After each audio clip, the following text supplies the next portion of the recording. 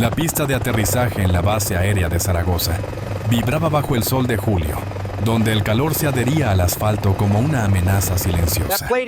Frente a un helicóptero Tigre MK-Easy, inmóvil e inexplicablemente averiado, el subteniente Sanz apenas podía contener su frustración. ¿Esto es una broma, coronel?, preguntó, la incredulidad impregnando cada palabra. A su lado, un anciano observaba la aeronave con una serenidad desconcertante. Ese hombre, vestido con un mono de trabajo cubierto de grasa y con las manos marcadas por años de esfuerzo, parecía fuera de lugar entre tabletas militares y herramientas de precisión. El coronel Ramírez no se inmutó. «Sargento mayor, este es don Teodoro Gómez. Ha venido a darnos una segunda opinión». Sanz dejó escapar una risa sarcástica. «Con todo respeto, coronel, llevamos 72 horas desmontando este pájaro. Hemos usado todos los sistemas de diagnóstico, inspeccionado los inyectores, escaneado las turbinas. Los ingenieros de Airbus están en videollamada desde Sevilla.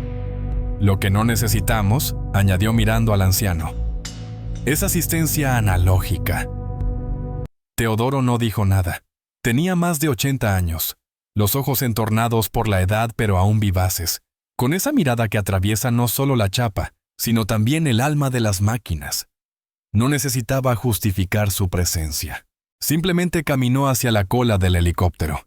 Su andar era lento, pero preciso. Rozaba con sus dedos el estabilizador trasero, como si leyera un libro en braille. Los jóvenes mecánicos, algunos formados en academias de Albacete y San Javier, observaban desde lejos. Algunos reían por lo bajo, otros contenían el aliento.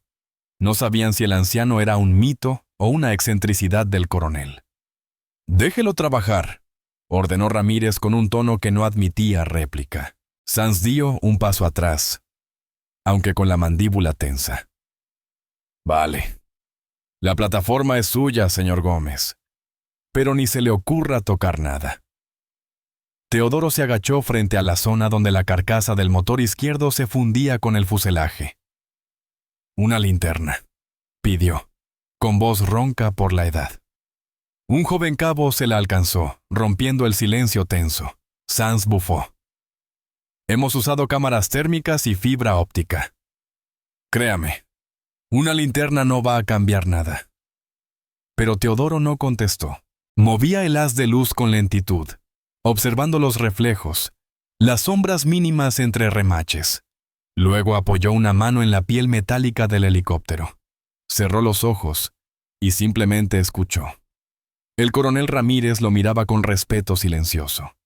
Había escuchado historias, rumores de un viejo mecánico que durante la Guerra del Golfo reparaba motores con herramientas improvisadas y oía los fallos como otros oyen música. Teodoro respiró hondo y se puso de pie. Sacó un pequeño estuche de cuero desgastado de su bolsillo. Dentro había herramientas imposibles de catalogar, algunas forjadas a mano, otras con formas que desafiaban toda lógica moderna. Sanz frunció el ceño. ¿Qué demonios es eso?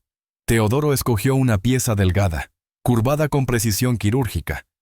El cabo que había entregado la linterna se adelantó, captando algo que los demás aún no veían. Había en ese momento una energía suspendida, como si el tiempo se hubiera ralentizado. Un veterano y una máquina herida estaban a punto de reencontrarse.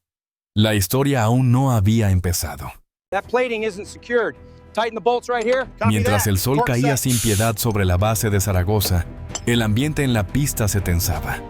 El sargento mayor Sanz había cruzado los brazos con evidente desprecio, mientras Teodoro, ajeno a las miradas y murmullos, avanzaba hacia el motor izquierdo.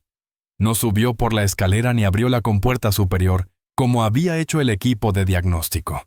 En cambio, se arrodilló junto al tren de aterrizaje, su cuerpo crujiendo con cada movimiento como si el tiempo reclamara cada hueso. «Ahí», dijo en voz baja, apuntando con su herramienta al hueco donde se alojaba una línea neumática secundaria. Los mecánicos jóvenes intercambiaron miradas. Nadie había mencionado esa sección. «No puede ser», susurró uno de ellos. Sanz dio un paso adelante. Se revisó esa zona 2 veces con endoscopio. No hay nada, ni grietas, ni obstrucciones. No puede haber una fuga. Teodoro no respondió. Giró el cuerpo ligeramente, observando el ángulo del sol, y volvió a enfocar con la linterna. Entonces apoyó de nuevo la herramienta, esta vez apenas rozando una pieza de unión metálica. Aquí, repitió, solo se fractura bajo presión, cuando el sistema alcanza el 50% de carga. Por eso no lo habéis visto. No es un defecto visible, es un fallo que se siente. El joven cabo que antes lo había ayudado, Miller, se leía en su uniforme, tragó saliva. Sabía que enfrentarse a un superior como Sands podía costarle la carrera, pero algo en su interior le decía que debía intervenir. Sin que nadie lo notara, sacó su teléfono móvil y escribió un mensaje urgente. El señor Gómez ha encontrado algo. Sands quiere echarlo. El coronel debe volver. Es serio. La respuesta fue inmediata. Desde la torre de mando, el ayudante personal del coronel Ramírez ya tenía órdenes claras: proteger al invitado a toda costa. En menos de 3 minutos, el estruendo de un coche oficial interrumpió la tensión creciente. Una furgoneta negra cruzó la pista, rompiendo el protocolo de seguridad. Las miradas se giraron al unísono. Del asiento trasero descendió un hombre de estampa imponente. Uniforme de campaña, gorra con la insignia de general de 4 estrellas, y una expresión que heló el alma de más de uno.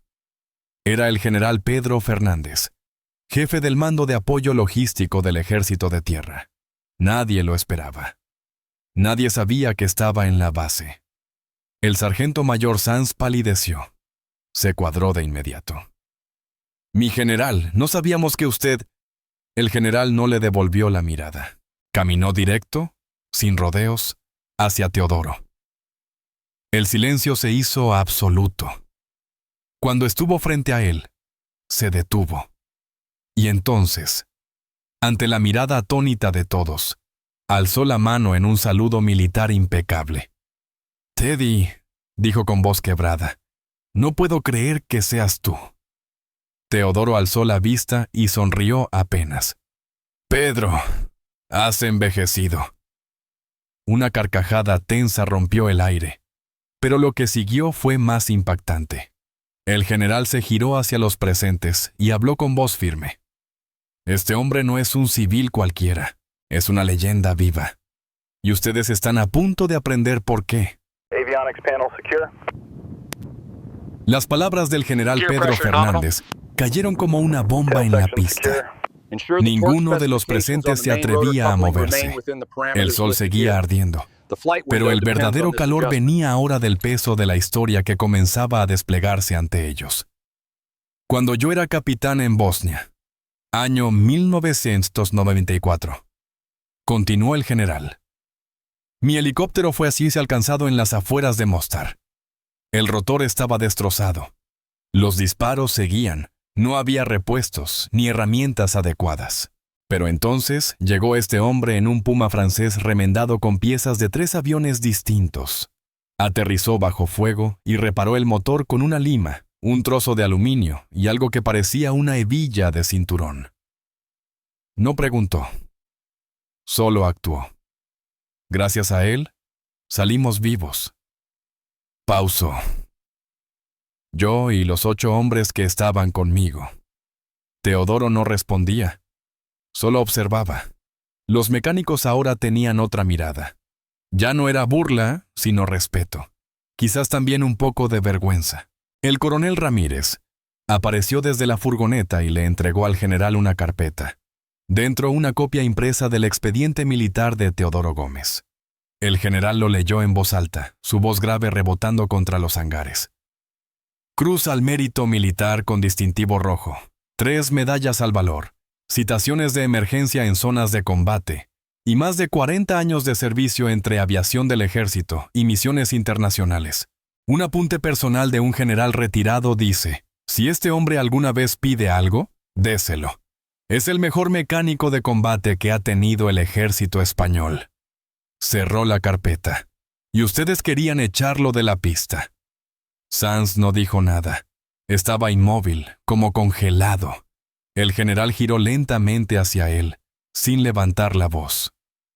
¿Sabes cuál es tu problema, sargento? Crees que el conocimiento técnico reemplaza la experiencia humana. Pero no es así. La máquina miente, el ordenador se equivoca. La experiencia, si se escucha con atención, siempre dice la verdad. Luego señaló a Teodoro.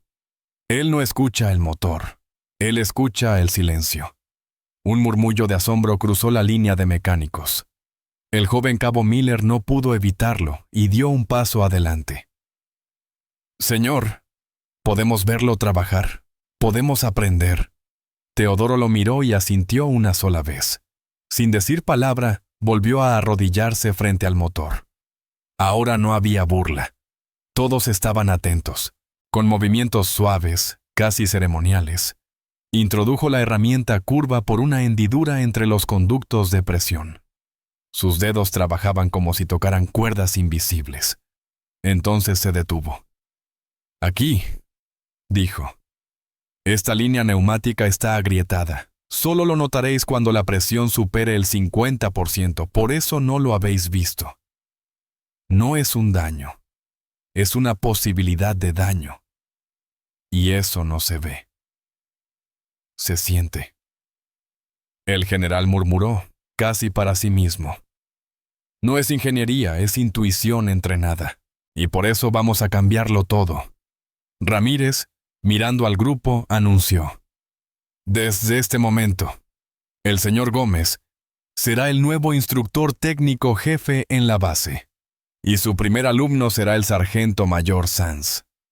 Lo dijo sin crueldad, pero con claridad absoluta. Nadie protestó. La lección acababa de comenzar.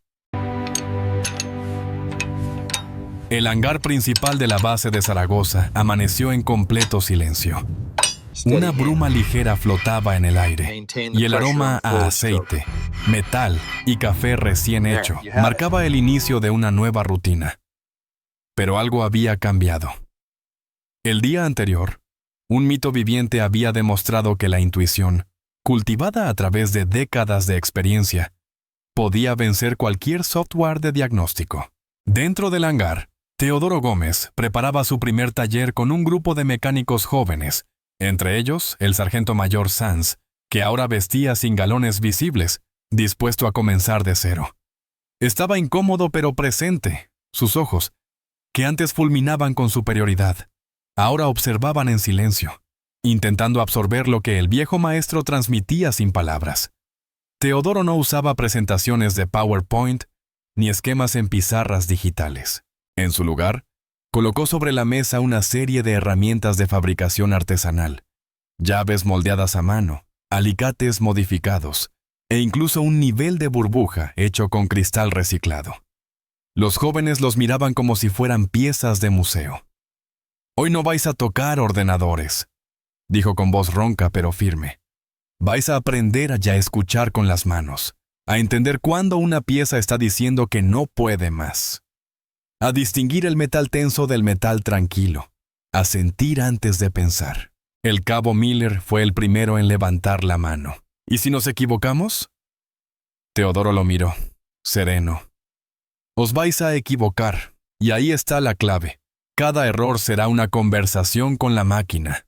Aprended a interpretarla». Hizo una pausa. «Yo aprendí en el monte, con un helicóptero medio calcinado y sin repuestos. Hoy tenéis todo, menos tiempo y silencio». Sanz escuchaba, cruzado de brazos, intentando no mostrar la inquietud que sentía. Pero una pequeña voz dentro de él reconocía que algo profundo estaba ocurriendo. No era solo una lección técnica, era una filosofía. La práctica comenzó. Cada alumno debía tomar una pieza defectuosa y tratar de replicar su forma, tacto y sonido con herramientas básicas. Sanz eligió un casquillo de aluminio. Al principio, lo presionaba con torpeza contra la lima, generando fricción inútil. Teodoro se le acercó por detrás. Sin humillarlo, corrigió su postura. «No luches contra la herramienta. Escúchala. Ella sabe lo que quiere cortar. Déjala que te guíe». Poco a poco, las manos de Sanz dejaron de temblar. Su respiración se acompasó al ritmo del limado. No estaba solo construyendo una pieza. Estaba derribando un muro interno que lo había separado durante años de algo esencial: la humildad. En un rincón, el coronel Ramírez observaba la escena con los brazos cruzados y una leve sonrisa. Sabía que no todos los días se presenciaba la transformación de un hombre adulto en aprendiz. Al final de la jornada, nadie quería marcharse. El silencio se había convertido en un aliado, y cada herramienta en una extensión de la piel. Teodoro recogió sus utensilios con parsimonia, y antes de irse, dijo: «Mañana no será más fácil, pero sí más profundo».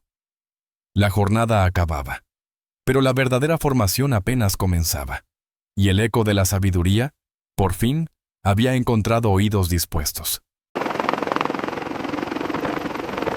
En la tercera semana del curso no oficial, que había comenzado como una emergencia, la atmósfera del hangar ya no era la misma. Lo que antes era terreno de ego y protocolo se había transformado en un santuario de aprendizaje silencioso.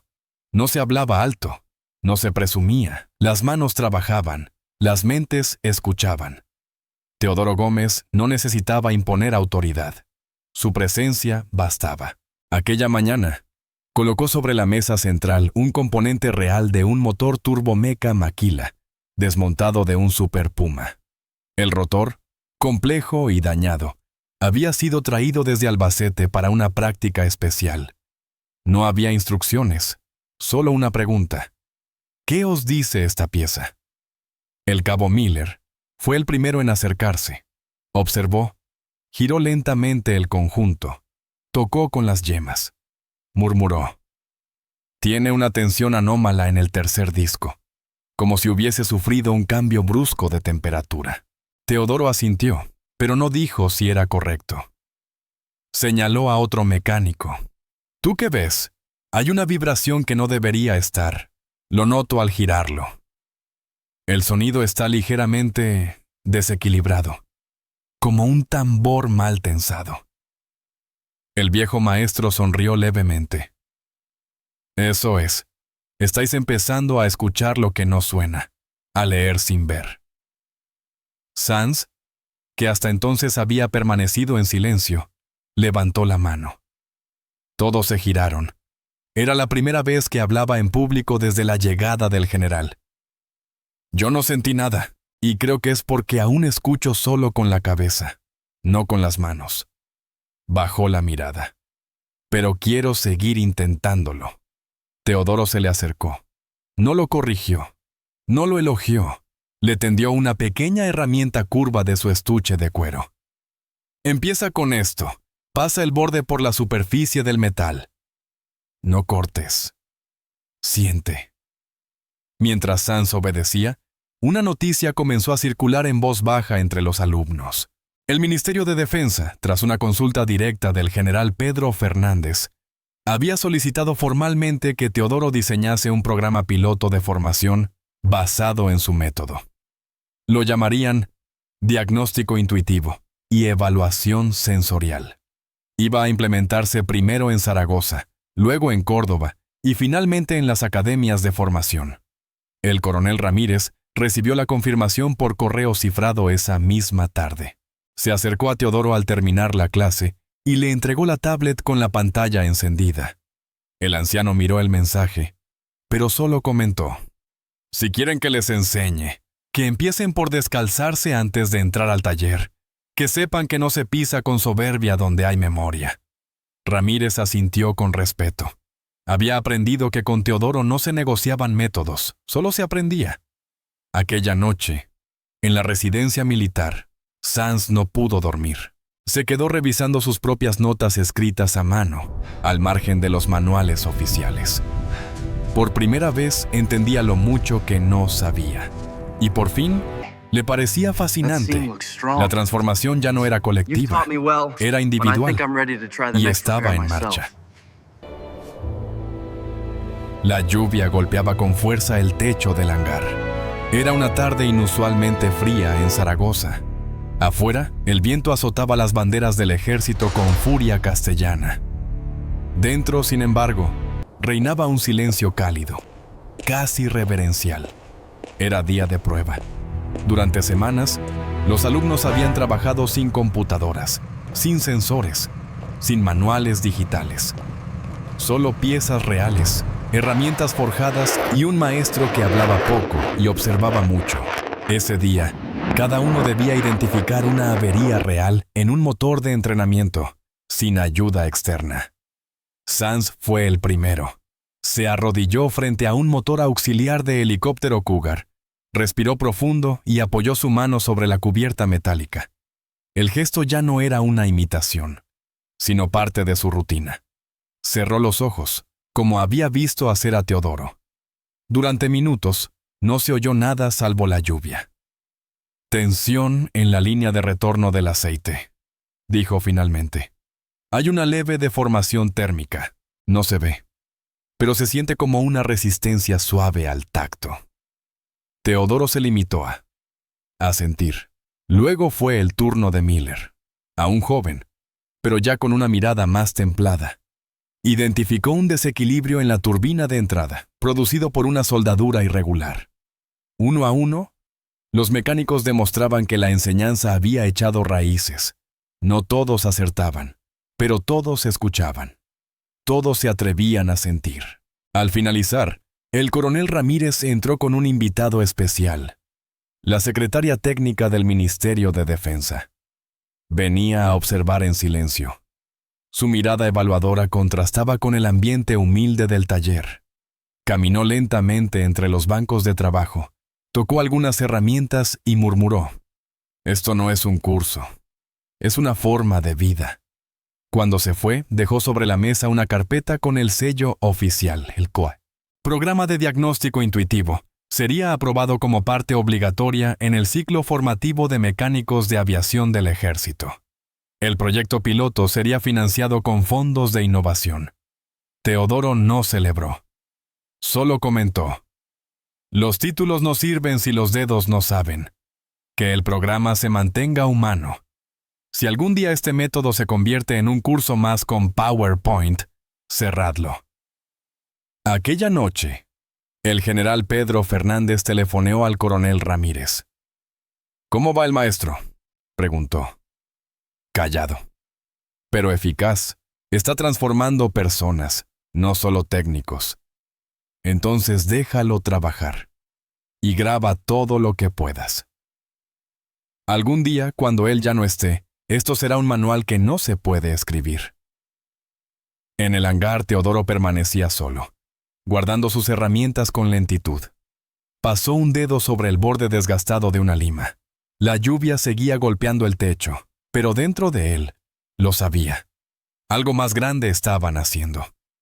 No un método, una cultura. Y el tiempo, como siempre, sabría reconocerlo. Era domingo y la base, normalmente ruidosa con motores, voces y alarmas, estaba extrañamente silenciosa. Teodoro caminaba solo por la pista mojada. En sus manos llevaba una caja de madera, antigua, marcada con el escudo del antiguo Regimiento de Movilidad Aérea. No dijo a nadie a dónde iba.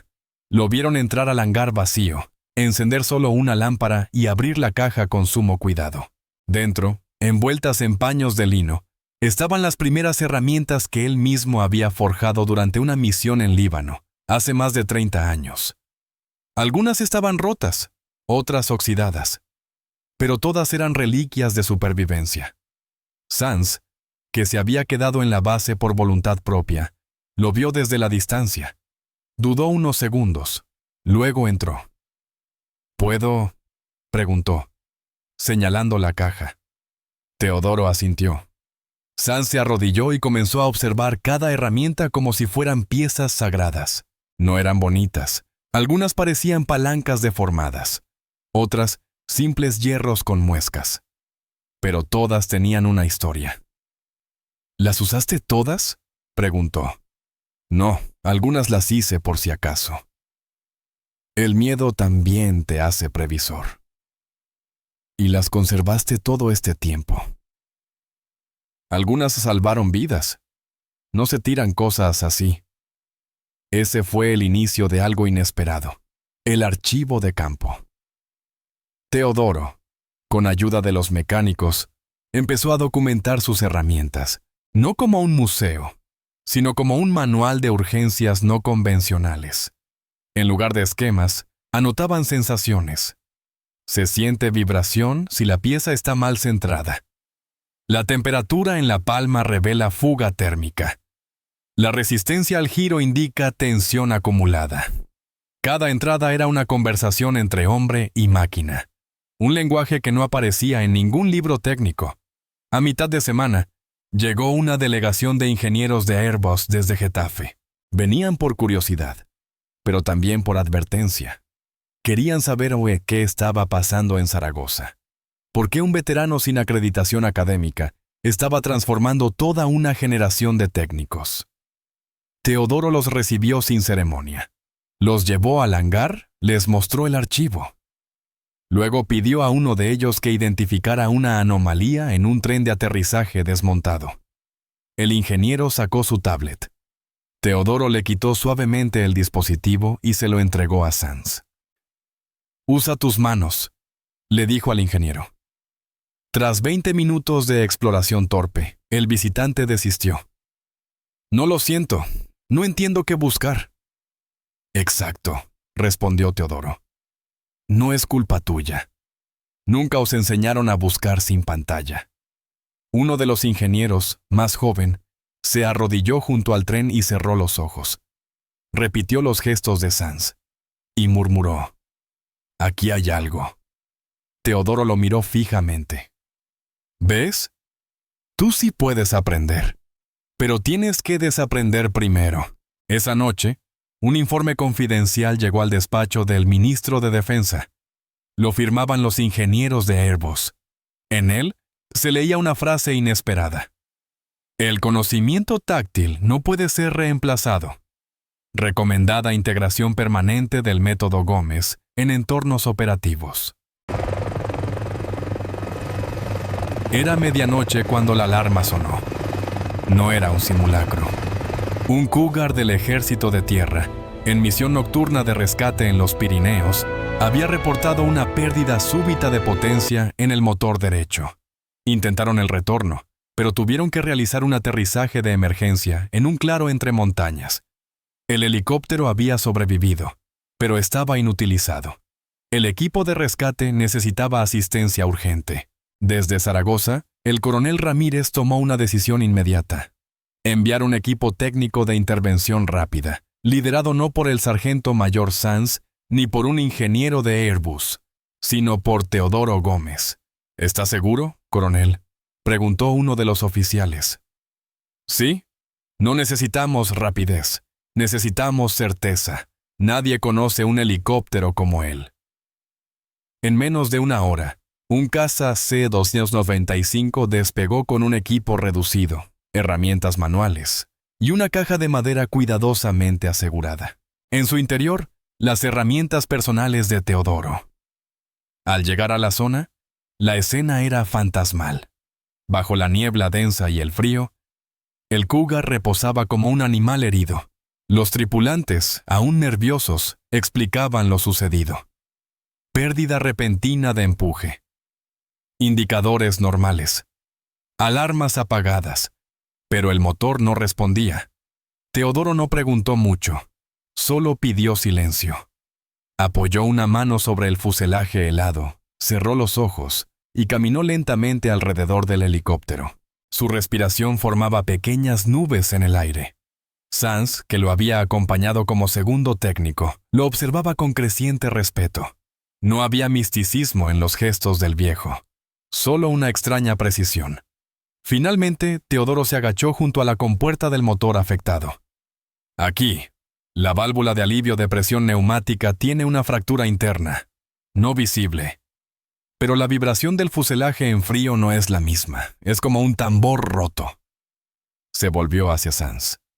«¿Lo oyes?». Sanz se agachó, apoyó la palma y entrecerró los ojos. Al cabo de unos segundos, asintió lentamente. «Sí, está descompensado. Una resonancia mínima, pero... sí». La reparación no fue rápida. Durante horas, con linternas, frío y herramientas mínimas, desmontaron el sistema afectado, comprobaron los puntos de presión y reemplazaron con piezas de repuesto una unión crítica. A las 5 de la mañana, el motor rugía de nuevo. Los pilotos, incrédulos, abrazaron a Teodoro como si fuera un santo. Él solo dijo: «No es milagro, es escucha». De regreso a Zaragoza, el general Fernández ya había sido informado. Esa misma tarde, Teodoro fue condecorado en una ceremonia privada. No quiso discursos ni medallas, solo pidió una cosa: «Quiero enseñar a los pilotos también. Ellos deben entender cuándo el pájaro les está hablando». Y así se creó un módulo nuevo: Sensores humanos en vuelo, donde los pilotos debían entrenar junto a mecánicos para detectar por instinto cuando una aeronave les estaba advirtiendo. No con alarmas, con vibraciones, ruidos sutiles, aromas a quemado. El idioma secreto de las máquinas.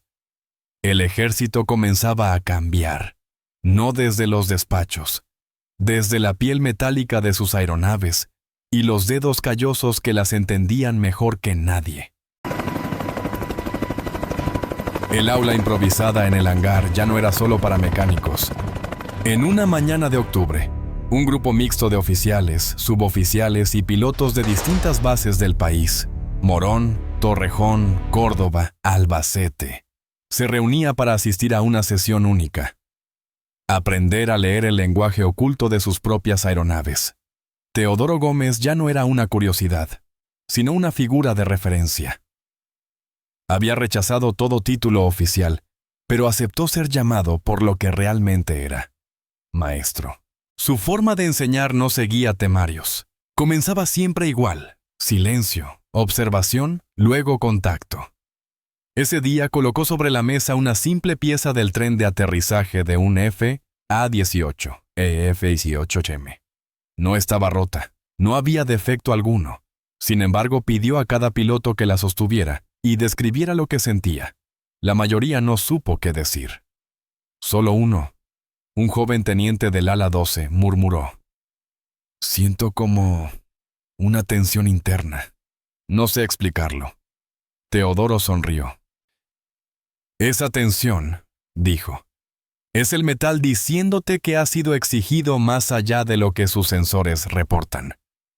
Aún no ha fallado, pero quiere descansar. Vosotros lo notáis cuando el motor suena distinto al despegar. No está roto, pero no está bien. Ese momento es el más peligroso. El casi». Las sesiones se convirtieron en encuentros de reflexión técnica. Nadie hablaba de procedimientos. Se hablaba de tacto, de memoria muscular, de intuición entrenada. Una psicóloga militar de la base, interesada por el efecto del curso, se integró como observadora. Al final de 2 semanas, presentó un informe sorprendente. Los participantes mostraban mejoras notables en atención, paciencia y coordinación sensorial. El general Fernández visitó la base una vez más. Observó en silencio una clase. Al final, se acercó a Teodoro. «Tu legado es más profundo de lo que imaginabas». Teodoro, sentado junto a su caja de herramientas, respondió sin levantar la voz: «No es mío. Es de todos los que aún quieren aprender con las manos». Esa misma tarde, en un gesto inédito, el Ministerio de Defensa firmó un acuerdo con la Universidad Politécnica de Madrid para documentar el método Gómez y adaptarlo a entornos de formación técnica avanzada, incluyendo simuladores de vibración y herramientas sensoriales. Mientras tanto, en Zaragoza, los mecánicos no cambiaban sus rutinas. Seguían limando piezas a mano, escuchando motores al ralentí y anotando sensaciones en cuadernos personales. Algunos incluso desarrollaban nuevas herramientas inspiradas en las antiguas de Teodoro. Sanz, que ahora dirigía el área de mantenimiento del ala 15, implementó un ritual antes de cada turno: 10 minutos de silencio con la aeronave antes de cualquier diagnóstico. Algunos lo tomaban como exageración, otros como respeto. Y así, sin grandes anuncios, Una revolución silenciosa se expandía por la Fuerza Aérea, porque no se trataba solo de máquinas, se trataba de volver a sentir, en una época que todo lo quería medir. El conocimiento, al fin, volvía a pasar de mano en mano. El invierno llegó temprano ese año. Las montañas de Huesca ya estaban blancas y la base de Zaragoza amanecía cada día cubierta de escarcha. Teodoro Gómez, ahora oficialmente retirado por segunda vez, caminaba sin prisa por el hangar donde había enseñado a más de 100 técnicos y pilotos en apenas 6 meses. No llevaba uniforme. Solo su viejo mono de trabajo, una bufanda de lana gruesa y una pequeña bolsa de herramientas. No venía a trabajar, solo a mirar, a sentir el pulso de lo que había sembrado. En una esquina, el cabo Miller, ahora recién ascendido a sargento, instruía a nuevos reclutas. Sanz, revisando una turbina de Eurofighter, murmuraba consejos que ya no salían de manuales, sino de memoria viva. Teodoro se detuvo frente a un joven mecánico. El muchacho, nervioso, había dejado caer una herramienta. ¿Primera vez con ese tipo de llave?, preguntó el viejo, agachándose para ayudarle. Sí, señor, no termino de entenderla. Es porque intentas dominarla. Escucha cómo quiere girar. No la fuerces. Acompáñala. El joven obedeció. La herramienta encajó y giró suavemente. Teodoro sonrió. Así se empieza. Más tarde, en la cafetería de la base, el coronel Ramírez y el general Fernández se sentaron con él. No había formalidades, solo café y silencio compartido. El general sacó una carpeta. La Universidad Politécnica quiere poner tu nombre a un aula de formación sensorial. Y Defensa propone que tus métodos se integren oficialmente en la doctrina técnica de intervención rápida. Teodoro negó con la cabeza. No necesito placas, ni programas con mi nombre. Solo que alguien, dentro de 10 años, escuche una vibración y diga, eso no está bien, aunque nadie más lo note. El coronel asintió, conmovido. Eso ya está ocurriendo. Cuando Teodoro salió del edificio, el sol de invierno iluminaba la pista. Se detuvo un momento frente a un helicóptero NH-90 que rugía antes de despegar. Cerró los ojos. Escuchó. No con la mente, sino con el pecho, con la historia. Con el tacto que solo tienen quienes han vivido para entender. Sonrió. El ruido no era perfecto, pero era bueno. Vivo. Íntegro. Esa fue la última vez que pisó la base. Un mes después, una caja de madera llegó por mensajería al taller. Dentro, cada herramienta del viejo maestro, cuidadosamente envuelta, y una nota manuscrita. Las herramientas sirven mientras sirvan a otros, que sigan hablando en las manos correctas. Nadie lloró, pero el silencio fue absoluto. Años más tarde, cuando ya pocos recordaban su rostro, los mecánicos de Zaragoza seguían haciendo algo antes de tocar cualquier máquina. Apoyaban la mano sobre el fuselaje, cerraban los ojos y esperaban un instante. Era su forma de escuchar el susurro del metal, el idioma secreto que Teodoro había enseñado a traducir. Y ese gesto, invisible para los sistemas, era la herencia más valiosa que un maestro podía dejar. Suscríbete al canal, deja un comentario y comparte el vídeo con quienes aún creen que la experiencia, la calma y las manos pueden salvar vidas. Avionics panel secure. Gear pressure nominal. Tail section secure.